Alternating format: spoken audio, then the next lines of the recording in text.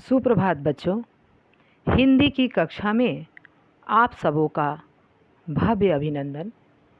आज हम क्षितिज भाग 2 पाठ से नागार्जुन रचित फसल काव्य का अध्ययन करेंगे।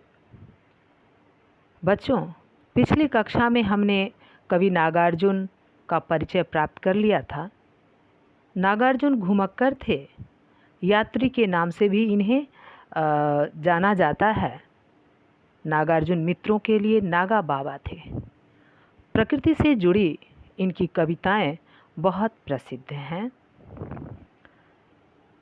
फसल शब्द सुनते ही खेतों में लहलहाती फसल आँखों के सामने आ जाती है।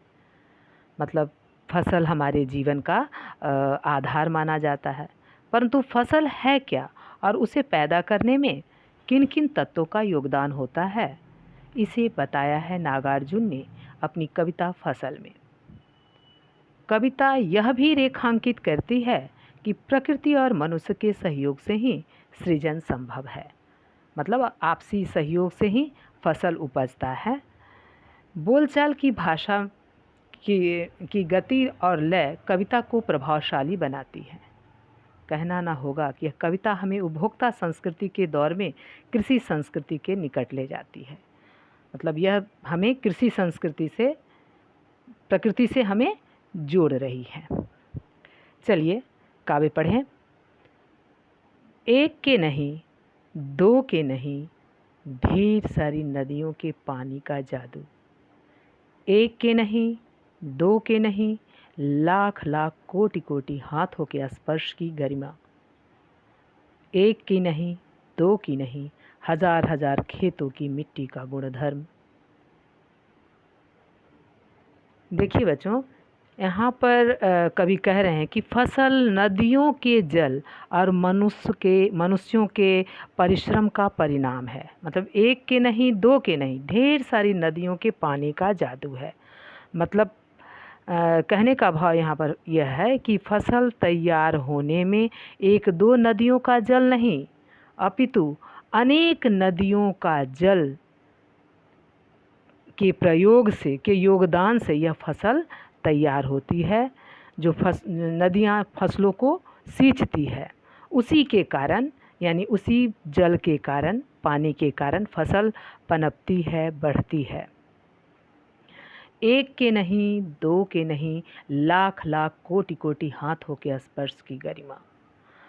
कहने का भाव यहाँ पर यह हुआ कि फसल उगाने के लिए एक या दो व्यक्ति के नहीं, बल्कि लाखों करोड़ों मनुष्यों, किसानों, श्रमिकों के हाथों के परिश्रम का परिणाम है, परिश्रम की गरिमा का परिणाम है।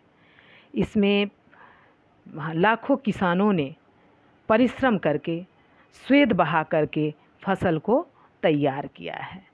एक की नहीं, दो की नहीं, हजार हजार खेतों की मिट्टी का गुणधर्म। अब यहाँ पर कवि कह रहे हैं कि इसमें एक दो खेतों की मिट्टी नहीं, बल्कि हजारों खेतों की उपजाऊ मिट्टी की विशेषताएं इस फसल में छिपी है। हर एक फसल हर एक मिट्टी में उपजाई जाती है। जैसे कि अब हम कपास की खेती करते हैं बच्चों, तो काली मिट्टी का प्रयोग करते हैं। दाल उपजाने के लिए नाइट्रोजन युक्त मिट्टी चाहिए। तो मिट्टी के गुणधर्म का तात्पर्य यहाँ पर यह हुआ बच्चों, नोट कीजिएगा। मिट्टी के गुणधर्म का तात्पर्य यह है कि मिट्टी में अनेक आवश्यक तत्व हैं जो मिट्टी की उर्वरा शक्ति, के लिए आवश्यक है। उन आवश्यक तत्वों को फसल मिट्टी से ग्रहण करती है और पुष्ट करती है, फसल को पुष्ट करती है। तो यही प्राकृतिक रूप से पाए जाने वाले तत्व मिट्टी के गुणधर्म होते हैं। यानी प्रत्येक मिट्टी के अपने अपने पोषक तत्व होते हैं। फसल क्या है? और तो कुछ नहीं है, यह नदियों के पानी का जादू है। यह हाथों के स्पर्श की महिमा है। भूरी काली संदली मिट्टी का गुणधर्म है। अब यहाँ पर कवि प्रश्नात्मक शैली में पाठकों से कह रहे हैं कि फसल क्या है? यह तो नदियों द्वारा लाए गए पानी का जादू है, जिसने इसे उपजाने में सहायता प्रदान की है। इसमें ना जाने कितने लोगों के हाथों का परिश्रम छिपा हुआ है। एक की नहीं, दो की नहीं, कोटि कोटि हाथों के स्पर्श की गरिमा है, हाथों का परिश्रम का छिपा हुआ है। मतलब यह उन श्रमिकों मनुष्यों के हाथों की महिमा का परिणाम है, परिश्रम का परिणाम, जिसने स्वेद बहा करके, पसीना बहा करके, अथक परिश्रम करके फसल उपजाया है।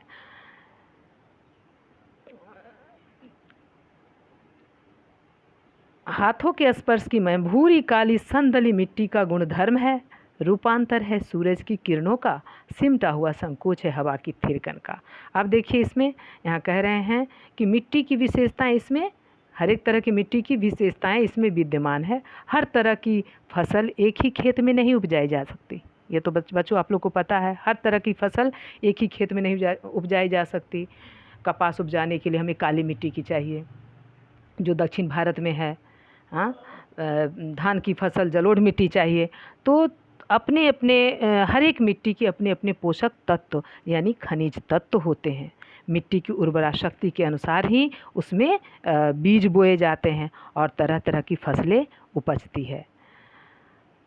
फसल सूर्य के प्रकाश से, अब यहाँ दिया हुआ है रूपांतर है सूरज की किरणों का, सिमटा हुआ संकोच है हवा की थिरकन का।